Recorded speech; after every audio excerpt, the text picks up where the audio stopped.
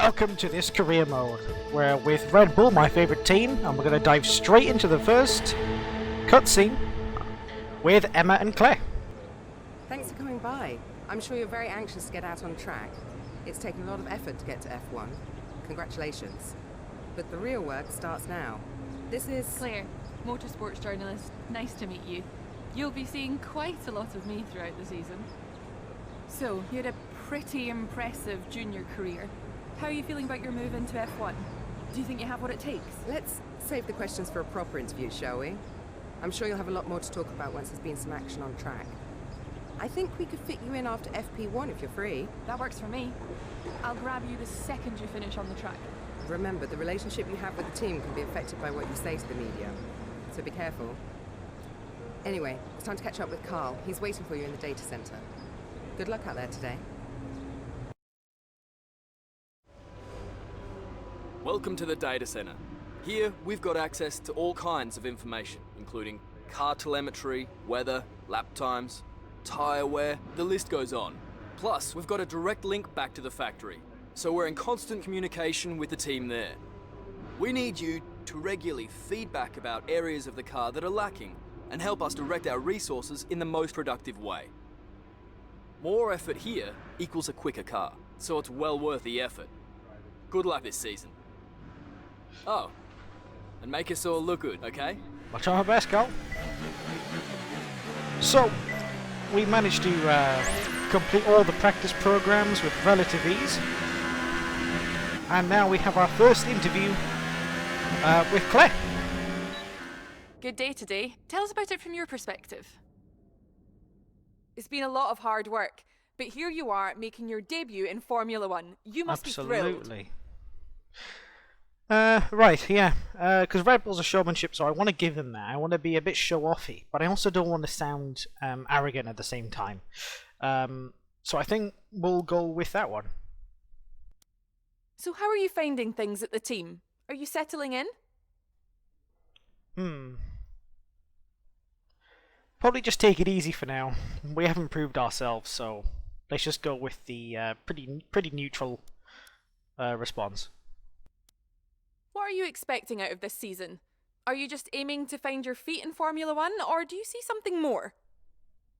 Again, we haven't proven ourselves, so let's just take it easy and we get a bit of reputation. Appreciate your time. No problem, Claire.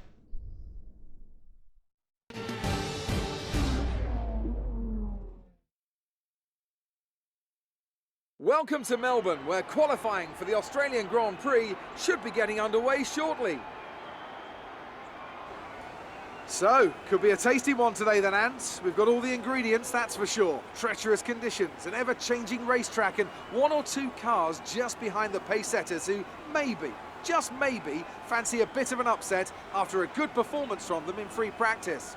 And the question has to be, of course, what is that circuit going to look like in 10 to 15 minutes from now? If you think the rain's going to get worse, then you have to be straight out when the lights go green to find whatever grip you can. But if it eases off, then you're better off waiting, saving the tyres, and going out at the perfect moment. The other thing that comes with these conditions? Traffic, and the lack of visibility that comes from sitting in the spray. It's going to be a constant problem, and I expect to see a lot of frustrated drivers with ruined laps out there today. Right, we're hopping straight in with one of our Q1 laps, and it's actually going to be right at the end of Q1, and we're in 15th place. Not doing well at all. Really struggled to find any sort of grip. See, like shimmying all over the place. Coming down the main straight, we're going to bang in one final lap before the end of Q1. So it's this, or we don't even end up in Q2 with Red Bull for our first race. It's good. So I'd rather not have to face the media with that. So here we go. We're 3/10 up, dropping a little bit as we go a little slow into that corner. 2.5 tenths back up to 3. It's kind of jumping around all over the place. Real nice and easy on the throttle. Don't want to spin out. We're actually 2 tenths up on the fastest lap. Quite promising, actually. Nice and quick around there. I think we've got a Ferrari up ahead, so that's good. Since it's not a slow car, they're going to stay out in front of us. Again there. really lacking grip. And I must say, this helmet I have on is an absolute cracking job the person's done. Like, it's a gorgeous helmet. And I'll put it in the link in the description of the video. But we're still going pretty slow through there, pretty underwhelming. Q1 is now officially over, so everyone has to complete their lap times that they're on, and then that will be it. Just 2 minutes left. We're up 7 tenths, 8 tenths, 9 tenths. This is much better because the track has been drying a lot more. And the first few laps it was just unbearable, absolutely unbearable. But now we'll come around the final corner, a second up, and I come across the line. And that puts us in 6th place, and we're going to skip to our Q3 lap now. So here we are. We waited and waited and waited for the track to dry when it came to Q3. We got through Q2, no issues at all. Now thrown on a set of ultras that I don't think everyone has yet, but I've put in. There you go from Jeff. 30 seconds left. I cut that corner just a little bit. But I wanted to wait as long as possible. I have no time yet set in Q3, so this is the one and only time I will be setting. I wanted to try and go for the quickest, but it was still quite slippery. Really not comfortable with the car yet, and the wet does not help me learn the car. See, I lift off there, go on the grass, gets a little bit airy around there. But managing to get the power down okay. We're really trying, but you see we're going left and right, trying to keep the car in a straight line. And now Australia really is not a favourite track of mine. It's one of my least favourites. I just don't like the makeup of it really. But the next race, Bahrain, see, look, clipping the post there. But the next race, Bahrain, is one of my strongest, so I'm really looking forward to that one, especially in this car. I've only really driven these two tracks in the Sauber car, and China as well, actually. Way too deep on the brake, brakes there, and kind of knocked off some time there. That was really bad. But we come across the line, and that's, I don't think, yeah, only 7th place. It's really disappointing, but at least we hit our qualifying goals.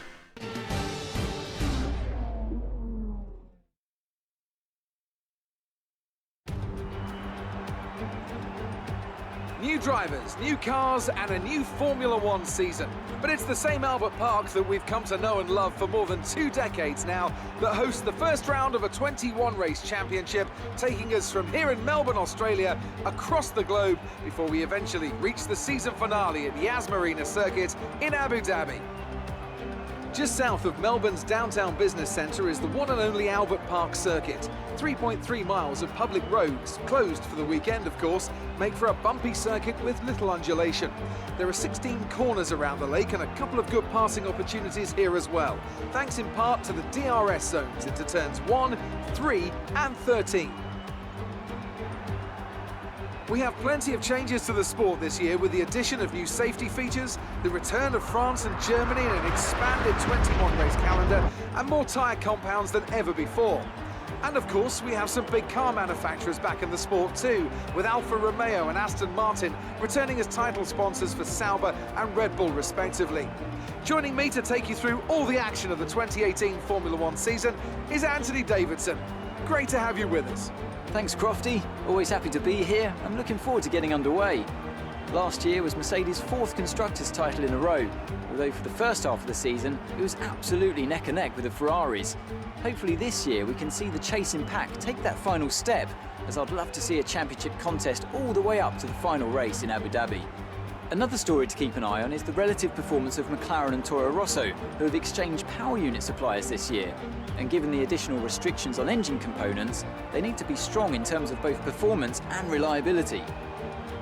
We're almost ready to go then, and this is what the starting grid looks like for today's race. Kevin Magnussen lines up on pole position, with Sebastian Vettel starting alongside. Looking down the rest of the grid, we have Hamilton, Bottas, Kimi Räikkönen and Verstappen, Roberts, Sainz, Alonso and Roman Grosjean, Perez, Hülkenberg, Stoffel Van Dorn and Ocon, Hartley, Leclerc, Marcus Ericsson and Sergei Sorokin. Gasly and Lance Stroll rounds off the grid. And now it's time to head down to the track. Absolutely incredible that Magnussen has gotten on pole position. How has he done that? I want to know his secrets, but anyway, we're on the formation lap. I'm just in disbelief, absolute disbelief, how Magnussen and his Haas manages to qualify ahead of all the top 3 teams. Oh no, I don't know how he's done that, but anyway, as we warm up behind Verstappen here on our formation lap, oh, we're really setting our sights high. I want to get past Verstappen. Obviously the Haas is going to fall back down the grid, so I want to get around him as well. But here we are on the end of the formation lap. Now, I've elected to start on super softs because I'm never fast at the start of a race, so I'm always faster towards the end. The rest of the grid is filling up. Be patient and watch for the So that's what I'm hoping for, but I should have stopped earlier than I've elected to anyway. But here we go, 5 lights. And away we go. Oh, it's horrible tyre wheel spin there. Sainz has gotten us immediately. He has an absolute launch start there. Who's that coming on our right side? I think it might have been Alonso. Yep, Alonso right behind us. And that's a clean start, but we have lost a place. We're going to try and get that back right straight away into the second or the third corner. Unable to do that though. Sainz closes it up pretty well. We lose our sort of we lose our pace. start was okay. Now stay alert. Threats around you. Yep. I'm amazed that no one's crashed, honestly. It's been a fairly good start. Let's see that again. Let's see it from the external point of view. There's Magnussen in his house. He's ready to go. It's unbelievable. I don't know how he's done that. And he gets a good start as well. I get an absolute horrific start, but I think... Oh, yeah, no, he gets double overtaken at the same time in the first corner. I get overtaken by Sainz. I don't know how he's managed that. As we fly down the first corner there, I try to dive down the inside, but Sainz really just shuts the door on that and says nope, so we have to back out. Alonso there, looking at us. But he shouldn't be able to cause us too many issues here. Now we need to get around Sainz, and then we need to get around Verstappen and try and finish ahead of him. But that's going to be one tall order. One tall order indeed. So we're on super softs as well, which is a slower tyre to begin with. So it may have actually been a bad call to go on the super softs at the start. But now we're going to cut to lap 6 because nothing's been happening at all. We're going to throw on our ultras. It's a good pit stop, just 2.4 seconds, and we're going to get out in front of everyone, so that's good. Yeah, we just basically held the position we were in the entire time, and it's been really quiet. It's been really disappointing, the pace really that I've been able to put down. It's been just absolutely non-existent. So the end of that lap, everyone else is pitting there. We managed to fly by and get back into where we were, back into 8th place. And we've actually closed the door massively on Sainz, because then in those laps, Sainz was pulling away to some degree as well. But now we've actually managed to close the door a bit, and we're on faster tyres. So we can see what we can do now with our ultras. Okay, the gap behind is 4.0 seconds. And Hulkenberg's closing the gap as well. I don't get how the Renaults are so fast. But anyway, we have Raikkonen up ahead. He's having some problems with his car. So we're going to try and capitalise on that and get our get the position we started the race on, and then at least we hit our goals. But I'm honestly amazed at how fast the AI are on this particular track, because I'm running a difficulty that I always run. I think it's just only up by one point in difficulty, and so it's really negligible. It should be anyway. And I'm really struggling to catch up to Sainz up ahead. But the thing is, at the same time, he's not pulling away. I don't really understand it. Bit of a corner. I never liked that corner. Never liked that corner at all. Here we go, lap 13 now. We're right behind Raikkonen. And we're going to dive down the inside and take it. No issues at all. But he has a problem with his car, so that basically That's the only overtaking we're doing. Unfortunately, that's looking like this is the way it's going to end. It's been a pretty boring race. I've just been sort of in my own gap. And here we come round the final corner, and we're about to cross the line with 2 Renaults sandwiched in us, and that's it. 7th place, just like in qualifying. Really disappointing, really. I don't get how everyone was so fast. So Mercedes have won it, and what a great race it was. And I have to wonder, Anthony Davidson, just what set them apart from the competition here. Well, I'd say it's just raw pace, plain and simple. I mean, we could sit here and talk about strategy all day, the overtaking, looking after the tyres, but at the end of it all, if you want to win, you need a package that's got the speed over everyone else, and that's exactly what they had today. And as the adrenaline dies down after another eventful Grand Prix, here come the top 3 out onto the podium.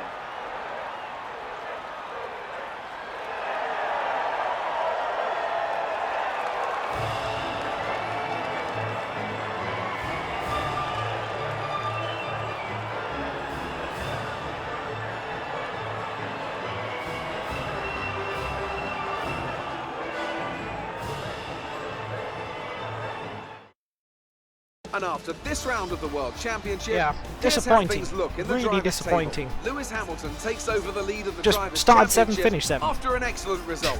Now then, Anthony Davidson, I was expecting who was to your get up in driver of the day? 4th or Well, my 5th. driver of the day was Nico Hulkenberg.